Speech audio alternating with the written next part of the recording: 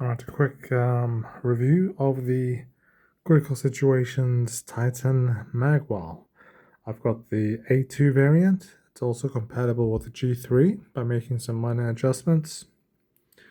Essentially, I'm using the T15 mags with this and running primarily first strike rounds. So I've got the MCS Kinetics 3.2 gram. Very consistent, very good kinetics.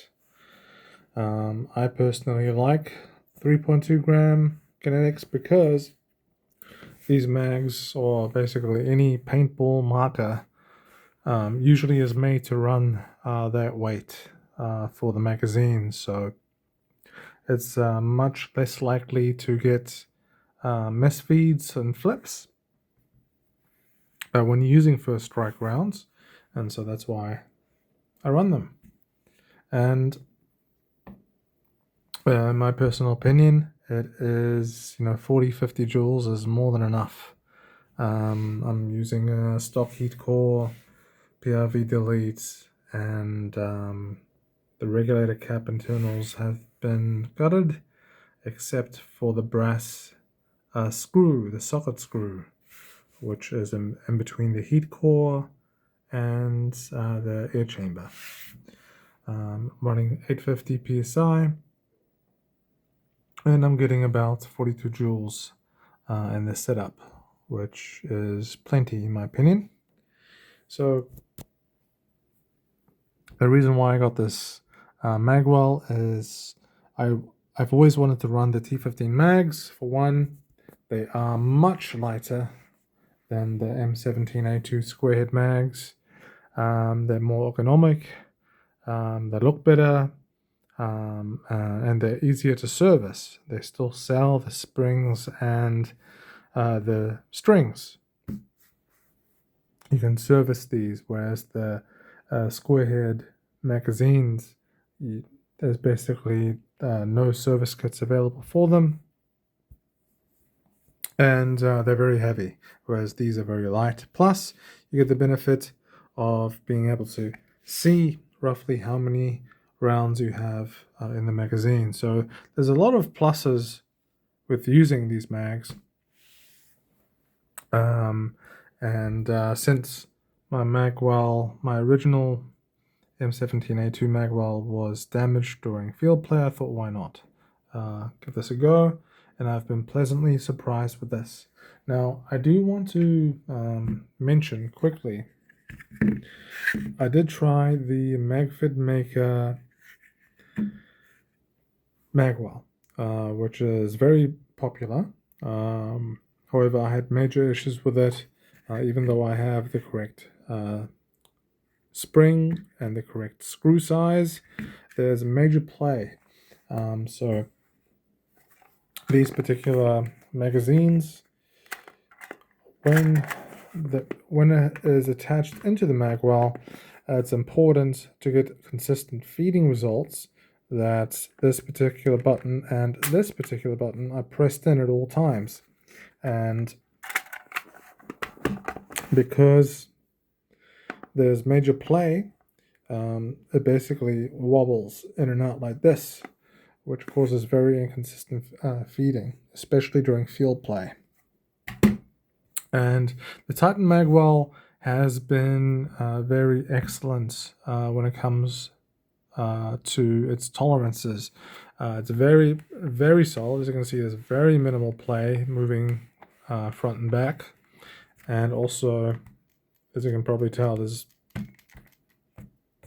no movement. It's excellent. So it's built like a tank. The finish is very nice. The quality of the material is good. And the only gripe I have with it really is the front is quite sharp. As you can see there, I'm a big ergonomics guy. I've got an upgraded pistol grip. I upgraded to the T15 buttstock. I've got an upgraded handguard and foregrip. And so some people like to, have their hand in front of the handguard during operation, but is not so much of a big of a deal for me because I have a angled foregrip.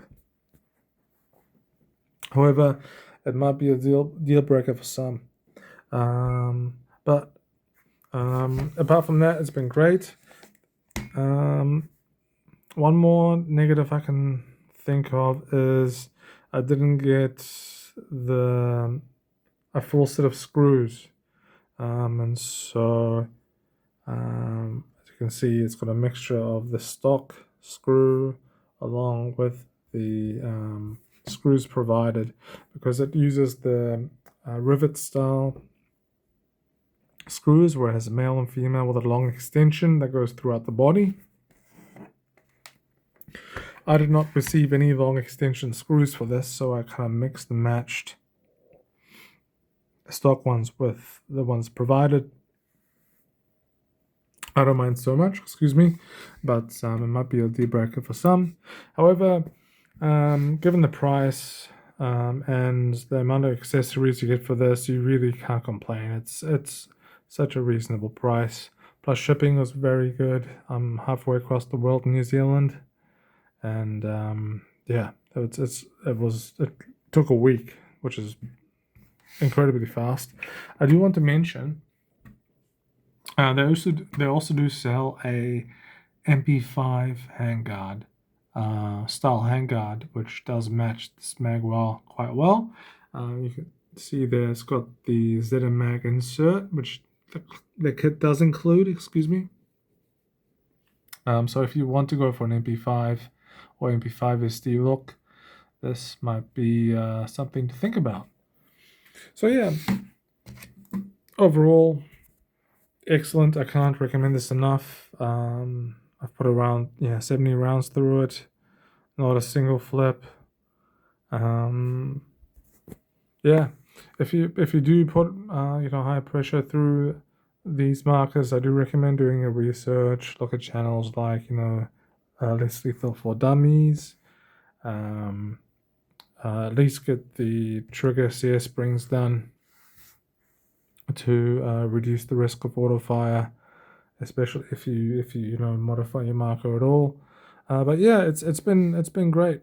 If you do have any questions about the modifications on this marker, or if you want to see a follow-up video, if you want to see me shoot the thing, yeah, let me know in the comments. All right, cheers, bye-bye.